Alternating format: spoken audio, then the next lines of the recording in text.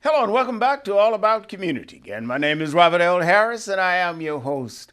We're talking with Dr. George Woods, who's a psychiatrist and one who really understands what's going on in this nation, especially as it relates to race relations and why people don't want critical race theory to be taught and other things. But what I'd like to know is, why are so many Republicans against having a black woman on the United States Supreme Court? I know of nobody that I can think of who is more qualified than black women, lawyers, to serve on the United States Supreme Court.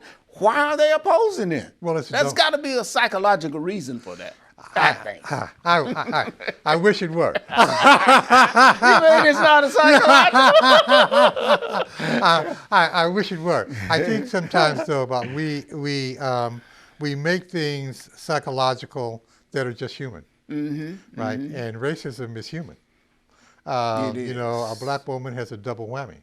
Mm-hmm. She's a woman, right, and she is black.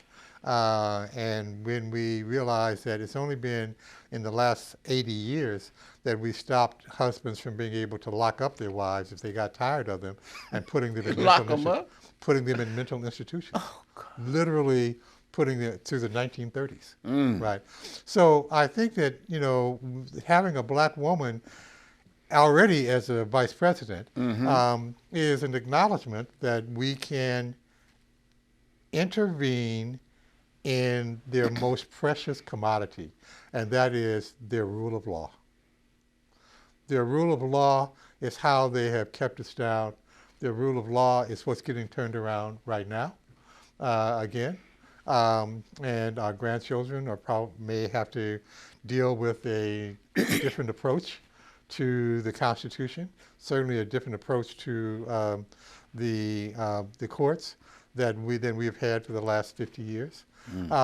And so to acknowledge that, in fact, a rule of law, their most precious commodity, could actually be handled by an African American, and perhaps an African American that is somewhat different than Clarence Thomas, is frightening to them. Yeah.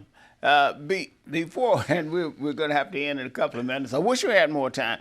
But before we do, I'd like your views on COVID-19, the vaccination. There seems to be, matter of fact, it's not seems to be, there is a reluctance among a number of people, especially black people, Sure. Black people in particular, to get vaccinated. Do you know what may be going on here? Well, you know, Bob, one of the things that's interesting is that during the Vietnam War, when we were talking about conscientious objectors, the first conscientious objectors were actually in the late 1800s, and they were objecting to the smallpox vaccine.